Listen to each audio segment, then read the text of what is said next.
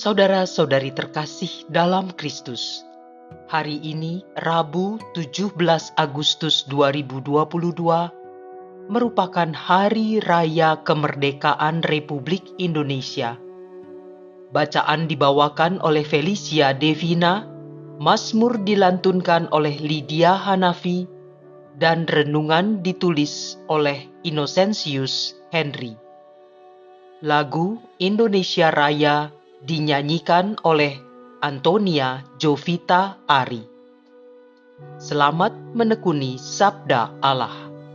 Marilah kita semakin mengasihi, semakin peduli, dan bersaksi.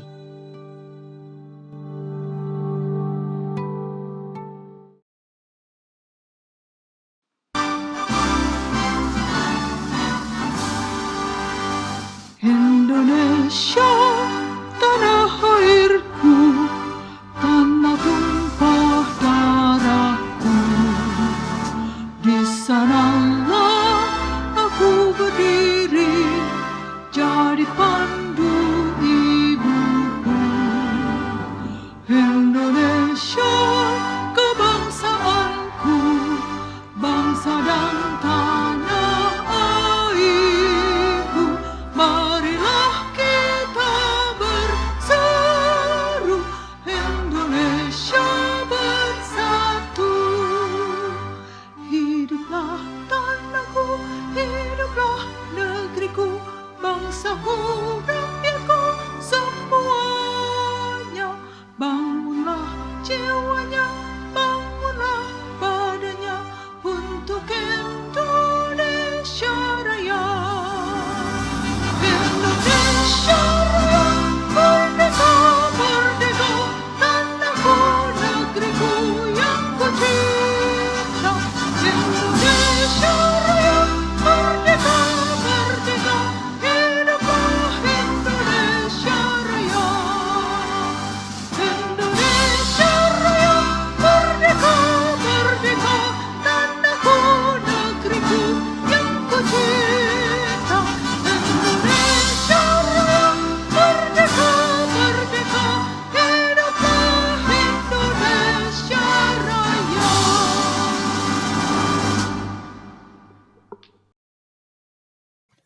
Dalam nama Bapa dan Putra dan Roh Kudus. Amin.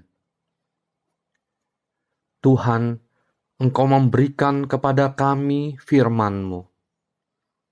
Firman-Mu telah menjadi manusia dan kini menjadi bentuk kehadiran-Mu di tengah kami. Utuslah Roh Kudus yang Kau janjikan sebagai penghibur, yang mengajarkan kami makna firman-Mu itu. Kiranya inspirasinya membantu kami memahami firman yang telah ditulis dengan inspirasi ilahi. Jadikan pula kami melalui hembusan roh-Nya, tanah-tanah yang subur bagi pertumbuhan firman-Mu, hingga menghasilkan buah berkelimpahan. Demi Kristus Tuhan dan pengantara kami. Amin. Bacaan dari Kitab Putra Sirak, bab 10 ayat 1-8. Pemerintah yang bijak menjamin ketertiban dalam masyarakat. Pemerintah yang arif adalah yang teratur. Seperti para penguasa, demikian pula para pegawainya. Seperti pemerintah kota, demikian pula semua penduduknya. Raja yang tidak terdidik membinasakan rakyatnya, tetapi sebuah kota sejahtera berkat kearifan para pembesarnya.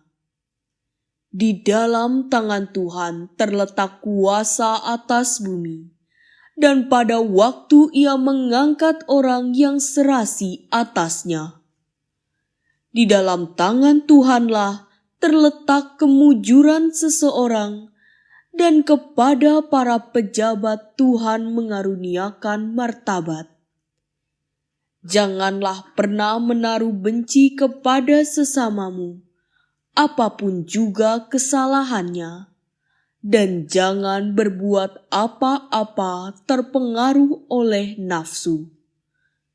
Kecongkakan dibenci oleh Tuhan maupun manusia, dan bagi kedua-duanya kelaliman adalah salah. Pemerintah beralih dari bangsa yang satu kepada bangsa yang lain akibat kelaliman, kekerasan, dan uang. Demikianlah sabda Tuhan.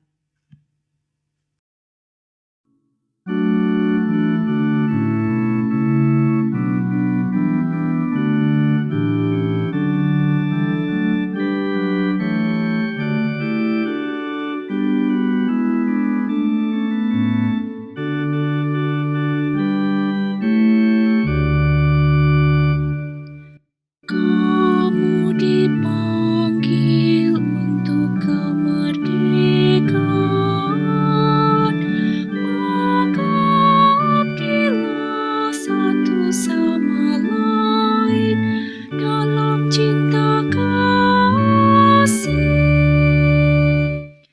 Tuhan, aku hendak menyanyikan kasih setia dan hukum. Aku hendak memperhatikan hidup yang tidak bercela.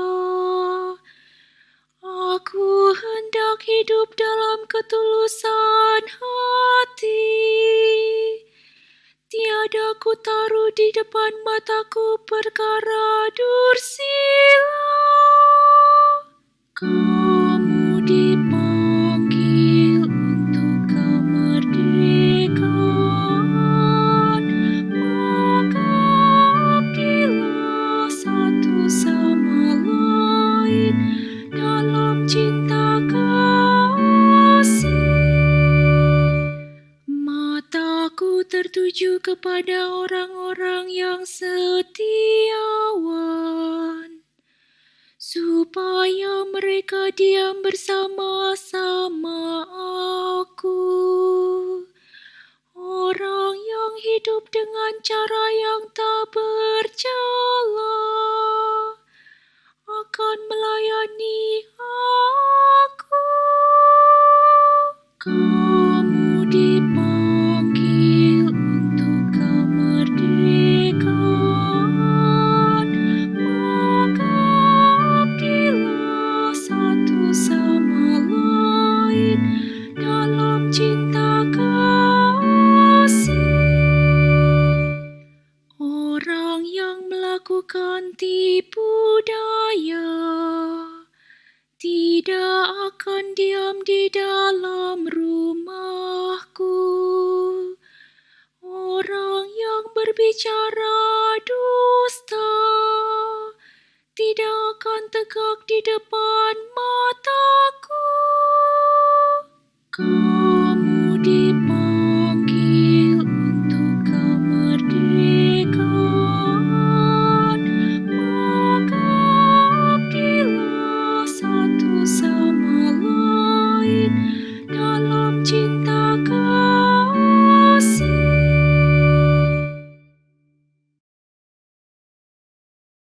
Bacaan dari surat pertama Rasul Petrus, bab 2 ayat 13 sampai 17.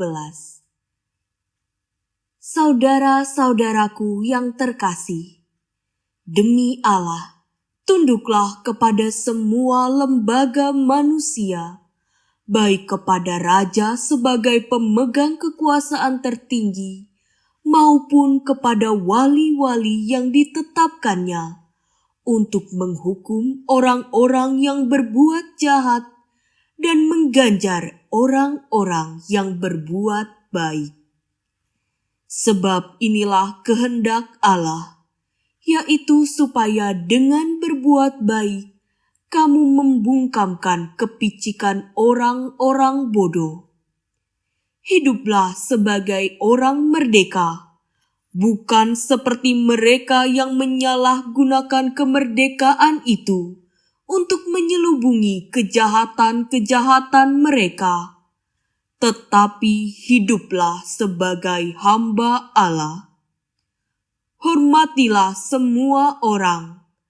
Kasihilah saudara-saudaramu. Takutlah akan Allah. Hormatilah raja. Demikianlah sabda Tuhan.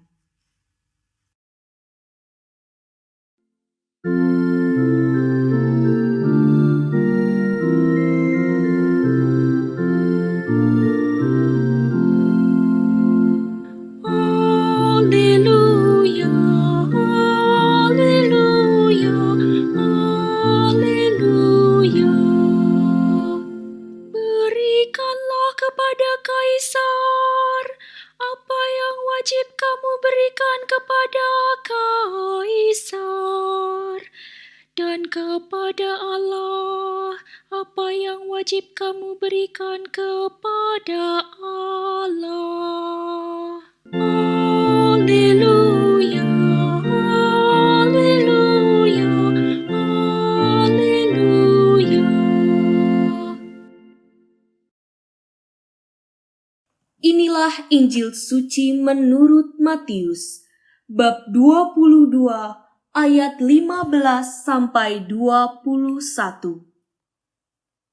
Sekali peristiwa, orang-orang Farisi berunding bagaimana mereka dapat menjerat Yesus dengan suatu pertanyaan. Mereka menyuruh murid-murid mereka bersama-sama para pendukung Herodes bertanya kepada Yesus, "Guru, kami tahu Engkau seorang yang jujur dan dengan jujur mengajarkan jalan Allah, dan Engkau tidak takut kepada siapapun juga, sebab Engkau tidak mencari muka. Katakanlah kepada kami pendapat-Mu.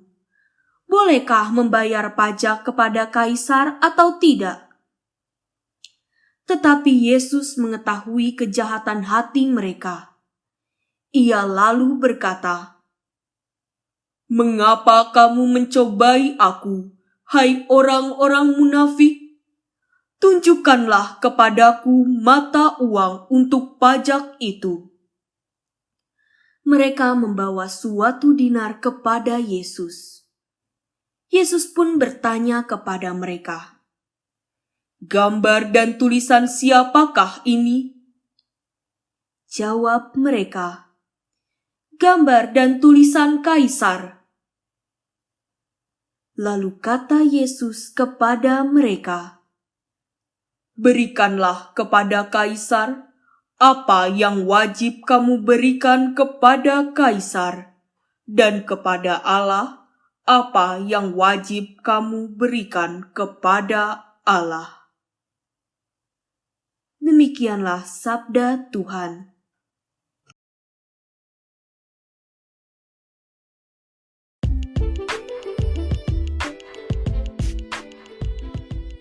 Mengisi kemerdekaan dengan aksi nyata.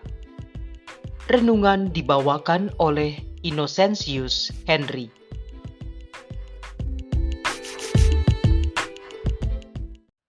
Menurut catatan situs Worldometer, saat ini total ada 195 negara yang secara sah diakui di dunia.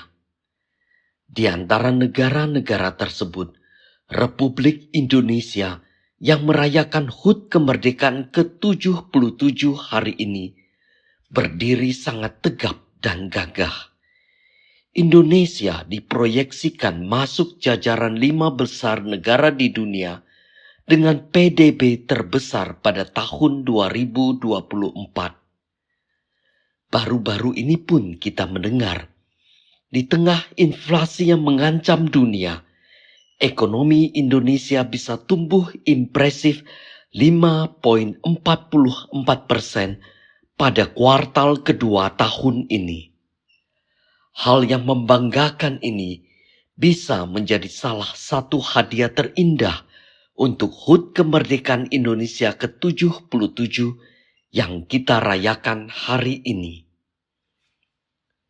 Presiden Jokowi sendiri mencanangkan pendapatan rata-rata penduduk Indonesia di tahun 2045 saat usia Republik Indonesia 100 tahun nanti agar naik kelas menjadi di atas 320 juta rupiah per tahun per kapita, menembus batas psikologi middle income trap yang banyak terjadi pada negara-negara berkembang.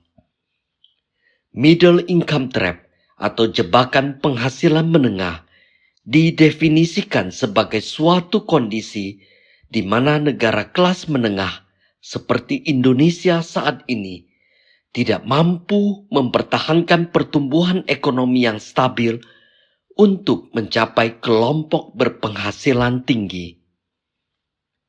Secara gamblang, Presiden Jokowi menekankan visi tersebut dalam berbagai kesempatan kepada seluruh rakyat Indonesia. Implikasi dari visi tersebut sudah pasti mensyaratkan kestabilan politik dan ekonomi yang dalam beberapa tahun ini diupayakan dengan amat keras oleh pemimpin kita.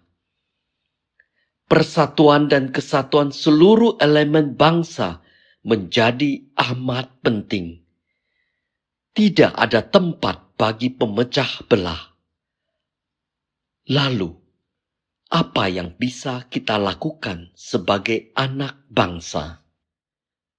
Dalam bacaan Injil hari ini, ketika dicobai oleh orang Farisi dan Herodian dengan pertanyaan, bolehkah membayar pajak kepada kaisar atau tidak? Dengan sangat tegas dan jelas, Yesus menjawab, berikanlah kepada kaisar apa yang wajib kamu berikan kepada kaisar, dan kepada Allah apa yang wajib kamu berikan kepada Allah. Jawaban Yesus ini memperlihatkan kepada kita bahwa Yesus adalah Mesias bukan dalam arti politis untuk memimpin umat Israel keluar dari penjajahan Romawi, tetapi jauh melampaui itu semua. Yesus fokus kepada apa yang menjadi misinya sejak awal, yakni Dia diutus oleh Bapa untuk menebus dan menyelamatkan seluruh umat manusia. Dalam bacaan kedua, Rasul Petrus dalam suratnya mengatakan, tunduklah kepada lembaga yang dibentuk manusia, baik kepada raja dan wali-wali yang dibentuknya, untuk menghukum orang-orang yang berbuat jahat dan mengganjar orang yang berbuat baik. Ada quote yang sangat bagus dari Presiden John F. Kennedy yang terkenal itu. Jangan bertanya apa yang negara bisa berikan, tetapi bertanyalah apa yang bisa kamu berikan kepada negara.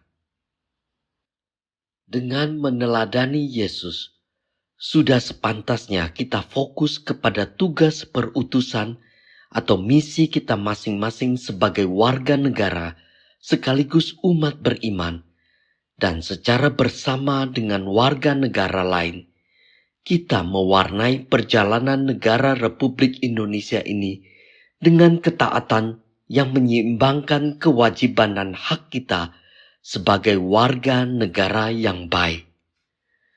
Sangat banyak yang bisa kita lakukan. Misalnya, taat membayar pajak, menghormati hak orang lain, aktif di lingkungan RT RW tempat tinggal kita, berperan aktif dalam mempergunakan hak memilih pemimpin dan wakil rakyat, menyukseskan program yang telah dikeluarkan pemerintah, dan lain-lain. Dirgahayu Republik Indonesia ke-77, mari kita bergandengan tangan membangun negeri menjadi 100% Katolik, 100% Indonesia. Marilah berdoa.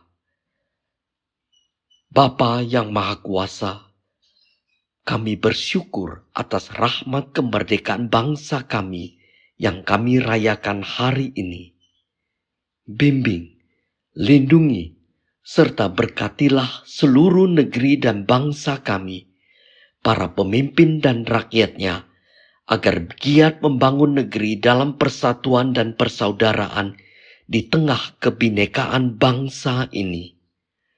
Semoga kami semua dapat menghidupi dan mengisi kemerdekaan ini dengan aksi nyata yang bermanfaat bagi seluruh lapisan masyarakat, sehingga rakyat dapat hidup aman, damai, adil, dan sejahtera merata. Demi Kristus Tuhan dan pengantara kami, dalam nama Bapa dan Putra dan Roh Kudus. Amin.